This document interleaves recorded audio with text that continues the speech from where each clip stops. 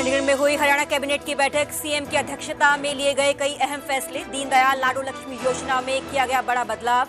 जिन महिलाओं के बच्चे 80% अंक लाएंगे उन्हें भी मिलेंगे 2100 रुपए। किसानों को लेकर कांग्रेस पर मुख्यमंत्री नायब सैनी का निशाना। बोले, कांग्रेस ने किसानों के साथ भद्दा मजाक किया। हमने किसानों तक 15,500 करोड़ रुपए पहुंचाए। हमारी सरकार किसान हित में फैसले ले रही है।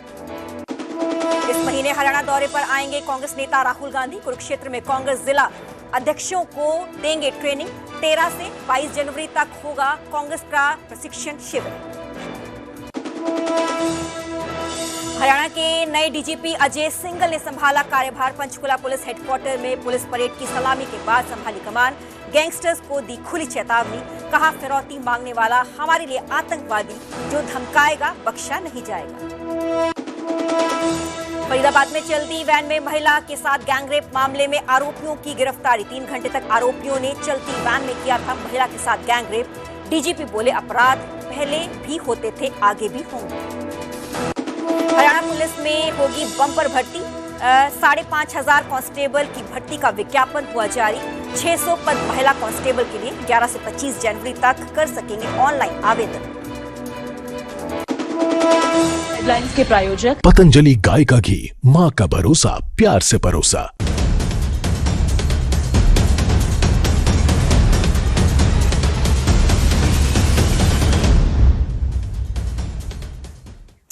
नमस्कार, मैं हूं सरबजोत कौर। न्यूज़ 18 पंजाब हरियाणा देख रहे सभी दर्शकों का स्वागत है। हमारे सारे ही दर्शकों को नए साल की बहुत बहुत शुभकामनाएं।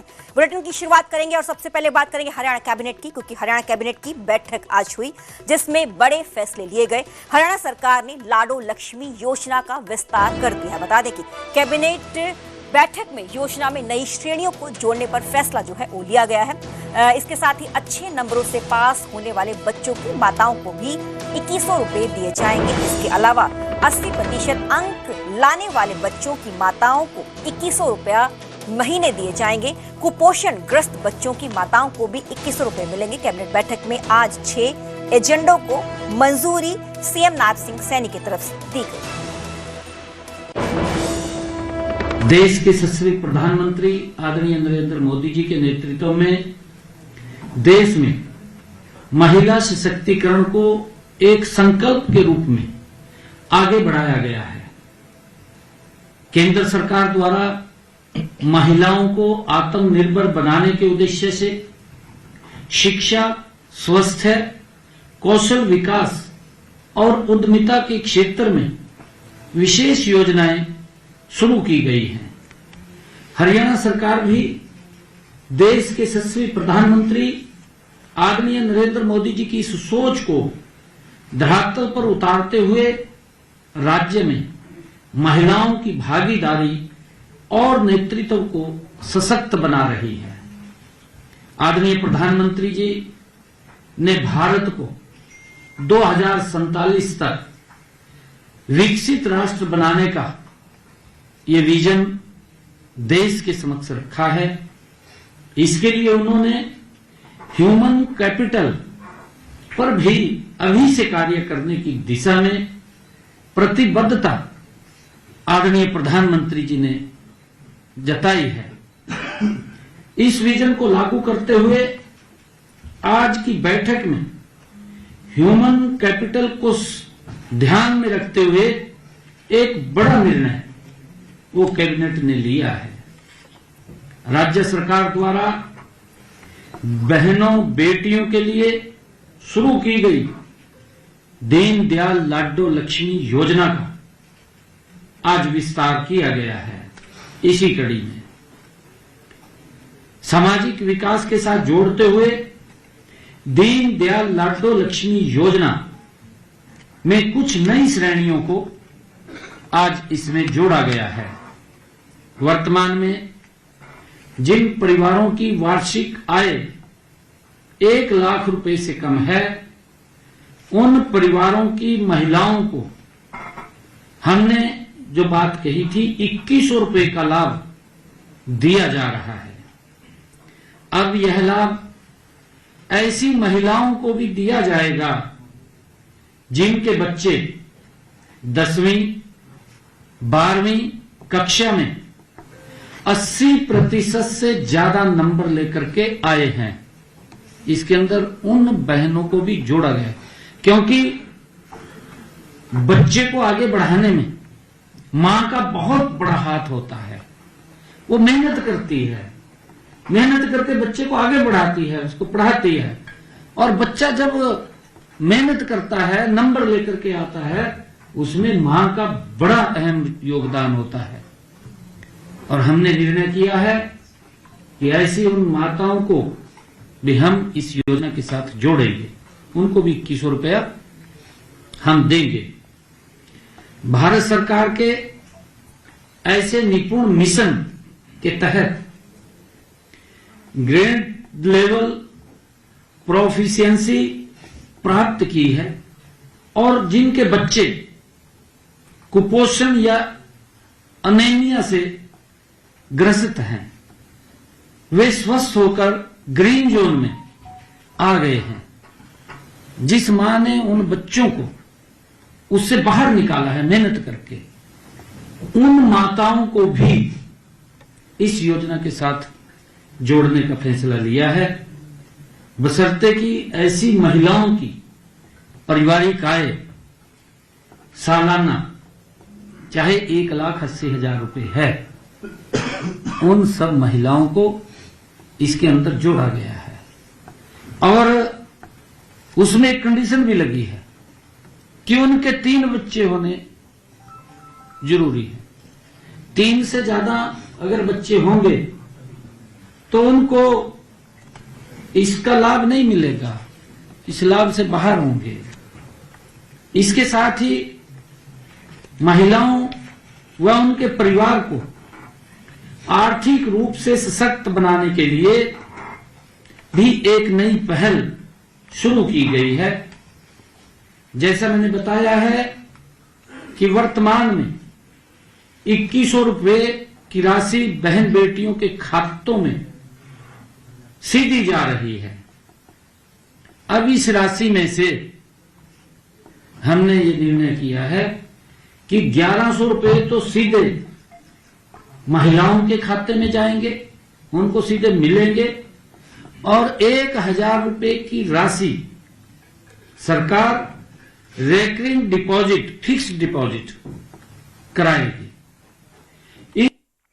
इसके अलावा भी कैबिनेट बैठक में कई और अहम बड़े फैसले लिए गए हैं, जिनके बारे में मुख्यमंत्री नायब सिंह सैनी ने खुद में विस्तार में जानकारी दी है, क्योंकि लाडो लक्ष्मी योजना का विस्तार तो किया ही गया, इसके साथ भी कई और अहम फैसले भी इस कैबिनेट की बैठक में लिए गए। इस डिपॉजिट का पैसा ब्याज सहित बहनों के पास पहुंचेगा, उनको मिलेगा। इसका एक SMS उनके महिला को हर माह जाएगा। अगर लाभार्थी की असामयिक मृत्यु पर उसके नॉमिनी को यह राशि तुरंत प्रदान की जाएगी, यह भी इसमें प्रावधान किया गया है। और क्योंकि बहनों को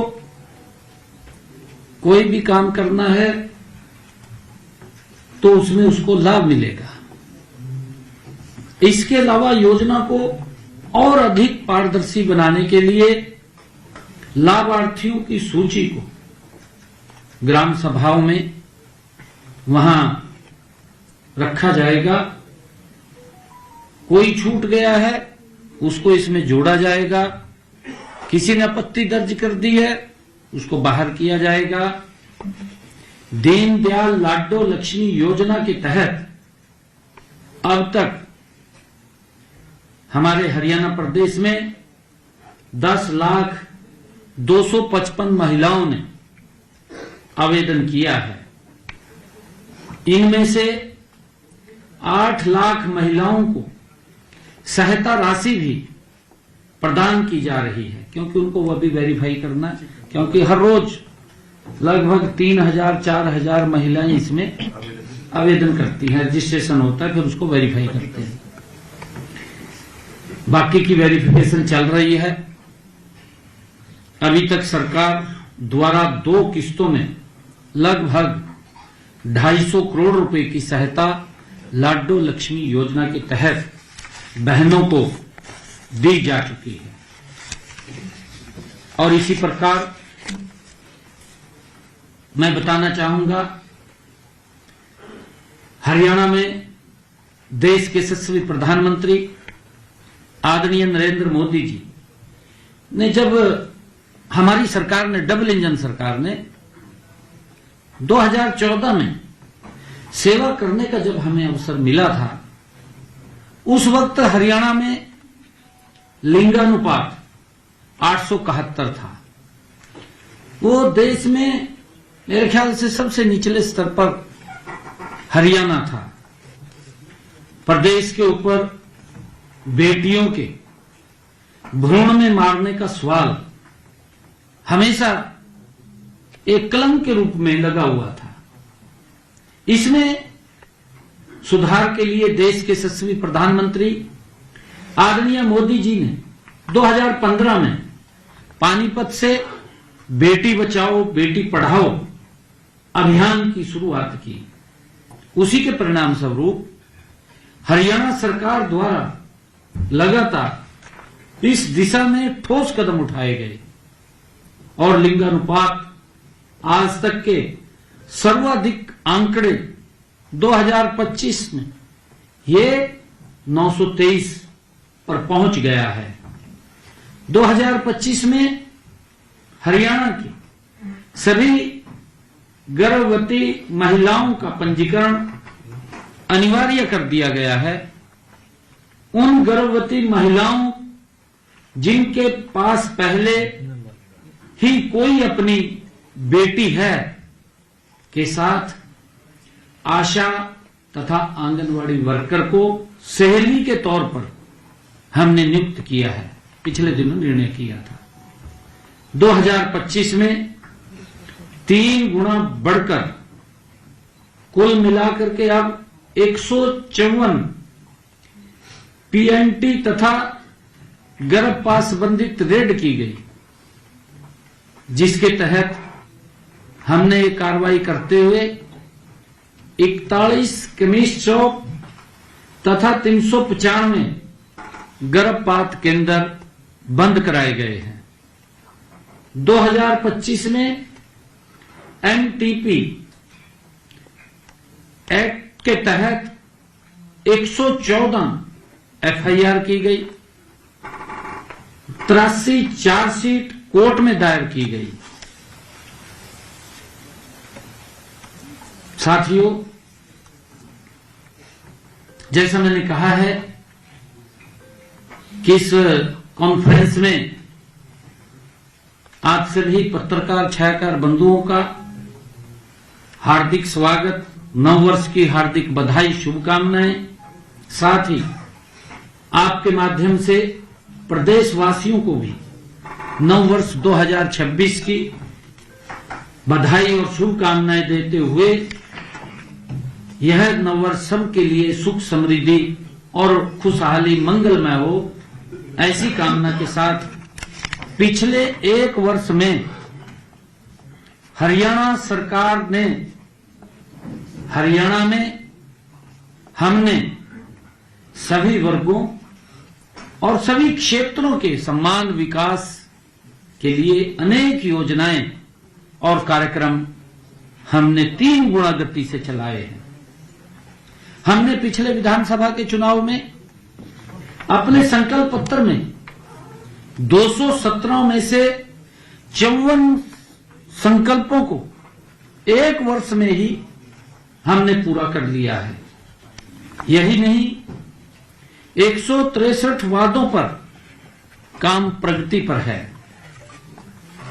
हमने बहन बेटियों को आर्थिक और सामाजिक सुरक्षा प्रदान करने के लिए दीनदयाल लाडो लक्ष्मी योजना, पहले ही बजट में हमने 5000 करोड़ रुपए का प्रावधान किया था। 25 सितंबर को हमने दीनदयाल लाडो लक्ष्मी ऐप का लॉन्च किया था और 1 नवंबर से हमने बहनों के खाते में पहली किस्त पहुंचाने का काम किया था। और अब बात करेंगे कांग्रेस नेता राहुल गांधी के। हरियाणा दौरे पर आएंगे कांग्रेस नेता राहुल गांधी। कुरुक्षेत्र में कांग्रेस जिला अध्यक्षों को ट्रेनिंग उनकी तरफ से दी जाएगी। बता दें कि 13 से 22 जनवरी तक कुरुक्षेत्र में कांग्रेस का प्रशिक्षण शिविर जो है वो रखा गया है। तो हरियाणा दौरे पर आएंगे कांग्रेसी नेता राहुल गांधी। हरियाणा में नए साल पर कांग्रेस में दिग्गज नेता जुटेंगे। इनमें सबसे बड़ा नाम राहुल गांधी का है। वे यहां पर 2 दिन रहकर हरियाणा और उत्तराखंड के कांग्रेस के जिला अध्यक्षों को ट्रेनिंग देंगे। पार्टी नेतृत्व की योजना है कि आगामी राजनीतिक लड़ाई सिर्फ मंचों से नहीं बल्कि जिला और बूथों से लड़ने के लिए भी तैयार किया जाएगा। इसी रणनीति के तहत 13 से 22 जनवरी तक कुरुक्षेत्र में कांग्रेस जिलाध्यक्षों का 10 दिवसीय प्रशिक्षण शिविर आयोजित किया गया है। आगे बढ़ेंगे और रुक करेंगे अगली खबर का। हरियाणवी सिंगर मासूम शर्मा के खिलाफ पुलिस में शिकायत दर्ज करवा दी गई है। बता दें कि एक युवक ने मासूम शर्मा पर बदसलूकी के आरोप लगाए हैं। फोन तोड़ने और गाली देने के भी आरोप मासूम शर्मा पर लगाए गए शख्स की तरफ से। बता दें कि हिसार न्यू ईयर पार्टी के दौरान मामला दर्ज किया गया। आप जानते होंगे मेरे को, मैं Ghainsar fashion store red square market Hisar से, ये जितने भी आर्टिस्ट हमारे से कपड़े पहनते हैं भाई, तो ये मेरा भांजा था। ये गया था मासूम शर्मा के शो में और ये लेने लग गया भाई के साथ सेल्फी। तो ये फोन देख लो भाई, ये आईफोन है और भाई ने इसके फोन को फेंक के मारा और इसको गाली दी। और ये गया था फैमिली के साथ, मेरी बहन भी थी, ये मेरा भांजा, इसकी मम्मी भी थी, इसकी बहन भी थी। तो ये चीज गलत है भाई। वो भाई ऑस्ट्रेलिया भी गया था, वहां भी उसने ऐसा ही किया था। तो ये चीज गलत है और हम आजाद नगर के थाने में आए हैं भाई। हम यहाँ करवा रहे हैं FIR। और सज्जल जैन जो जिसने इवेंट करवाया था उसका भी हम यहाँ पे नाम लिखवा रहे हैं भाई। ठीक है, ये जो चीज करनी चाहिए ना भाई, आप है ना भाई, मासूम भाई जो भी हो, आप बने पब्लिक से, पब्लिक के साथ अब ऐसा बिहेवियर कर रहे हो ना, अच्छी बात नहीं है। तो हमने मानहानि का केस करवाया भाई यहाँ पे आजाद नगर। हरियाणवी सिंगर मासूम शर्मा के खिलाफ पुलिस में शिकायत दर्ज करवा दी गई है। एक युवक ने मासूम शर्मा पर बदसलूकी के पूरे इल्जाम लगाए हैं, आरोप लगाए हैं। फोन तोड़ने और गाली देने के बाद ये इल्जाम इस शख्स की तरफ से लगाए गए।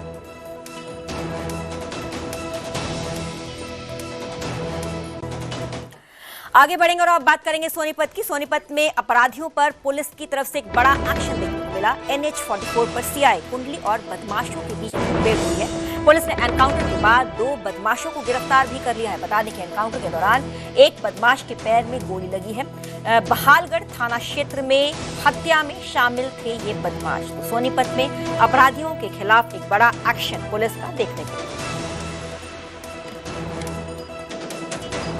पर सोनीपत पुलिस का बड़ा एक्शन देखने को मिला है, जहां पुलिस के पास सूचना थी कि बीते सितंबर माह में एक हत्या की गई थी बहालगढ़ थाना क्षेत्र के अंतर्गत और बहालगढ़ फ्लाईओवर के पास अधजला शव मिला था और उसकी हत्या सोनीपत की ईदगाह कॉलोनी के रहने वाले साजिद और समीर ने की है। आज पुलिस जब उन्हें पकड़कर रोकने का प्रयास कर रही थी तो वो मौके की आप तस्वीरें देख सकते हैं कि यहाँ से वो गुजर रहे थे और पुलिस ने जब रोकने का प्रयास किया तो जवाबी कार्रवाई हुई और समीर नाम के शख्स को गोली लगी है। समीर पहले भी हिस्ट्री शीटर बताया गया, जो सिटी थाना क्षेत्र का जो हिस्ट्री शीटर था, और उसी के साथ साथ जो बताया जा रहा है कि साजिद उसका साथी था और समीर के पैर में गोली लगी है। सर, किस तरह की पुलिस के पास सूचना थी और प्राथमिक जांच में क्या कुछ सामने आया? CIA क्राइम ब्रांच कुंडली द्वारा मुखबिर खास से सूचना मिली कि समीर व साजिद 2 लड़के जिन्होंने बहालगढ़ थाने में मर्डर के मुकदमे में वांछित थे, वो यहाँ किसी वारदात को अंजाम देने के लिए खड़े हैं। जो उनकी टीम ने उनका पीछा किया तो समीर और साजिद ने दोनों ने सीधा फायर पुलिस पार्टी पर किया। अपने बचाव में पुलिस पार्टी ने फायर किया तो उसके पैर में गोली लगी है। समीर को हॉस्पिटल पहुंचा दिया गया है। साजिद को काबू कर लिया गया है और आगामी कार्रवाई जारी है। मौके पर फैसिलिटी में फिंगरप्रिंट आदि। हरियाणा के नए डीजीपी अजय सिंगला ने अब कार्यभार संभाल लिया है। बुधवार शाम को हरियाणा डीजीपी के तौर पर अजय सिंगला के नाम का ऐलान किया गया, जिसके बाद आज उन्होंने पंचकुला में पुलिस मुख्यालय पहुंचकर कार्यभार संभाल लिया है। पूर्व डीजीपी OP सिंह ने उन्हें अपना कार्यभार सौंपते हुए बधाई भी दी। वहीं कार्यभार संभालने से पहले नए डीजीपी ने पुलिस परेड की सलामी भी ली। साथ ही न्यूज 18 के साथ खास बातचीत करते हुए उन्होंने ये बताया था कि आगे उनकी रणनीति कैसी थी। साहब, क्योंकि अब नया साल है, शुरुआत हो गई है, किस तरह से देखते हैं नए साल के?